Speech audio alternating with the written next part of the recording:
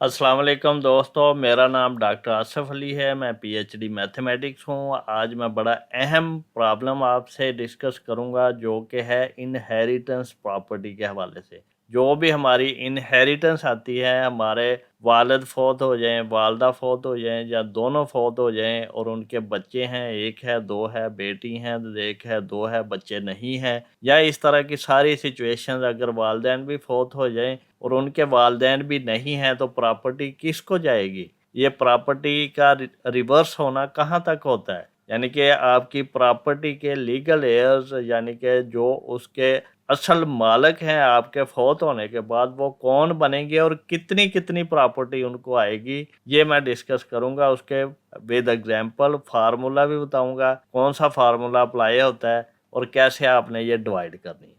अब है क्या, एक फादर है, एक मदर है, एक बेटा है, एक बेटी है, ये एक फैमिली है। अब इसमें सबसे पहला केस, अगर फादर डाई हो जाए, अगर फादर डाई फर्स्ट होता है तो उसकी जो प्रॉपर्टी है, लेट्स सपोज के उसने 24 लाख की प्रॉपर्टी छोड़ी है पीछे, तो उसकी डिवीजन कैसे होगी? अब ये प्रॉपर्टी 24 लाख की है, उसमें सबसे पहले क्या आता है, उसका जो कफन दफन का पैसा है वो लगाना है, उसके बाद उसका कोई कर्जा है वो देना है, उसके बाद उसकी कोई वसीयत है वो करनी है, उसके बाद जो प्रॉपर्टी आपकी डिवीजन होनी है, डिवाइड होनी है आपस में बच्चों में और वाइफ में, उसकी बात कर रहा हूँ कि वो 24 लाख है अगर, तो उसको कैसे डिवाइड करना। यहाँ पे देखें, इस्लाम में ये हिस्से किए हुए हैं, ये मैं अपने पास से नहीं बताऊंगा। सबसे पहले बेगम का हिस्सा जाएगा उसकी वाइफ का, वो 8वां हिस्सा है टोटल प्रॉपर्टी का, 8वां।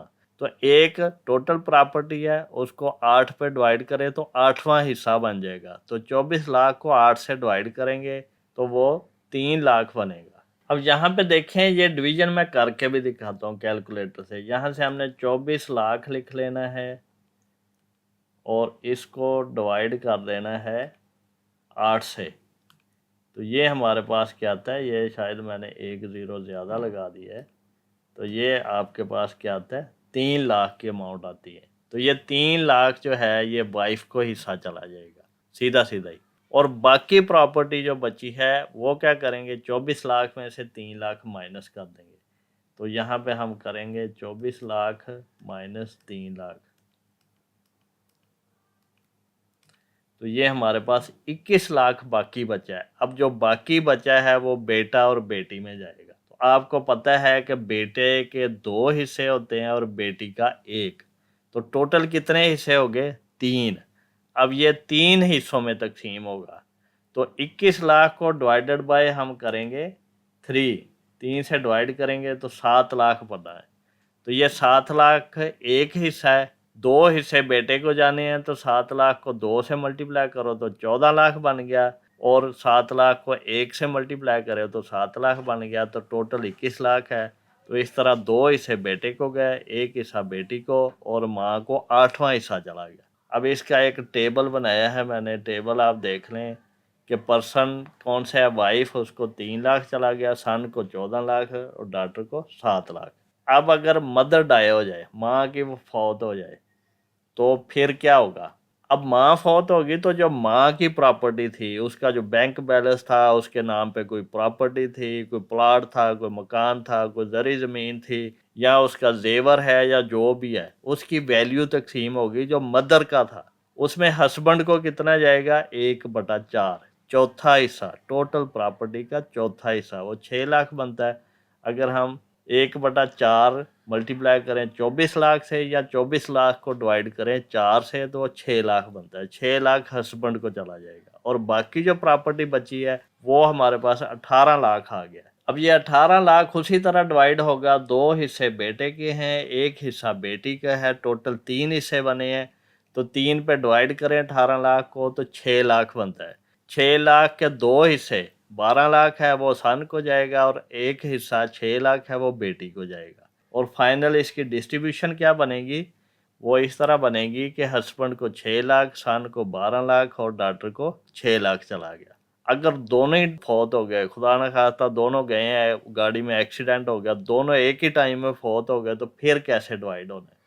अब दोनों में देखिए, अगर बाप की प्रॉपर्टी थी 24 लाख और मदर की थी 12 लाख। अब ये प्रॉपर्टी में कौन सी प्रॉपर्टी आती है, इसमें कैश प्रॉपर्टी, जेवर प्रॉपर्टी, कोई भी उसने बॉन्ड लिए हैं, कोई भी कहीं पे कोई शेयर हैं उसके स्टॉक एक्सचेंज में है, कोई प्लाट है, कोई प्रॉपर्टी है, कोई प्लाजा है, कोई ज़री ज़मीन है, कुछ भी है, उसकी वैल्यू को हम कहते हैं ये इतने लाख है, और वो डिवाइड होती है वैल्यू जो प्रॉपर्टी की है। अब इसमें प्रॉपर्टी का वही शेयर है जो इस्लाम ने बताया है कि 2 हिस्से बेटे के हैं, 1 हिस्सा बेटी का, टोटल 3 हिस्से हैं। तो बाप की प्रॉपर्टी को 3 हिस्सों पर डिवाइड किया तो ये बना 8 लाख। तो 8 के 2 शेयर जाएंगे बेटे को 16 लाख और 1 शेयर जाएगा बेटी को। इसी तरह मदर की प्रॉपर्टी का भी सेम जाएगा, या दोनों को ऐड करके कर लो या दोनों को सेपरेट कर लो, बात एक ही है। 2 हिस्से बेटे को जाने हैं, 1 हिस्सा बेटी को जाना है। तो 12 लाख के 3 हिस्से किए 4 लाख बना, उसमें से 4 लाख के 2 हिस्से 8 लाख बना, वो बेटे को जाएगा, और 4 लाख का 1 हिस्सा 4 लाख ही है, वो बेटी को जाएगा। तो टोटल डिवीजन इसमें किस तरह होगी, total received by each child, son को क्या जाएगा 16 लाख फादर में से और डॉटर को 8 लाख, और इसी तरह 8 लाख मदर में से सन को जाएगा और 4 लाख, और टोटल 24 लाख हो गया, और इस तरह टोटल इसका 12 लाख हो गया। अब ये फार्मूला हम किसी भी एग्जाम्पल पे अप्लाई कर सकते हैं। वो कैसे, टोटल प्रॉपर्टी पी है, फादर की अगर पी है तो वो 8वां हिस्सा, टोटल पी प्रॉपर्टी जितनी भी है उसको 8 से डिवाइड करके मदर को चला गया, उसका बाकी फाइंड करेंगे, टोटल में से जो मदर का पार्ट है वो निकाल देंगे, और जो सन को जाना है वो 3 में से 2 हिस्से। ये रेशो जो है ये यूँ होती है कि 3 टोटल है, उसमें से 2 हिस्से, क्योंकि 2 हिस्से बेटे के हैं, 1 हिस्सा बेटी का, तो टोटल 3 है। अगर 2 बेटे होते तो ये 4 होता और प्लस 1, तो ये 5 हिस्से टोटल बनते। ये भी आगे मैं एग्जांपल बताऊंगा। बेटे 2 हैं, बेटे 3 हैं, बेटी है, बेटी नहीं है, बेटियां 2 हैं, 3 हैं, 5 हैं, कितनी हैं और उनके कितने कितने हिस्से बनेंगे, ये सारा फार्मूला आपको समझा दूंगा। तो यहाँ पे क्योंकि 3 हिस्से थे, 2 हिस्से बेटे के, 1 हिस्सा बेटी का, तो ये 3 थे, 3 में से 2 हिस्से जाएंगे बेटे को और 1 हिस्सा जाएगा बेटी को। रिमेनिंग प्रॉपर्टी से मल्टीप्लाई कर देना इस रेशो को, ये जो रेशो बन रही है इसको जो बाकी प्रॉपर्टी बची है उससे मल्टीप्लाई कर देना है। इसी तरह मदर अगर डाई हो जाए फिर भी हमने यही करना है कि टोटल प्रॉपर्टी जो मदर की है वो डिवाइडेड बाय 4 हस्बैंड को चला गया, वो हमने माइनस कर दी जो हस्बैंड को मिली है, टोटल में से जो बाकी बची है वो रिमेनिंग है, और रिमेनिंग के 2/3 बेटे को जाएगा, 1/3 बेटी को जाएगा। ये कैलकुलेशन बड़ी सिंपल है, बहुत ही मुश्किल नहीं है, इसको हम हर कोई बंदा जो है कैलकुलेटर से इजीली कर सकता है।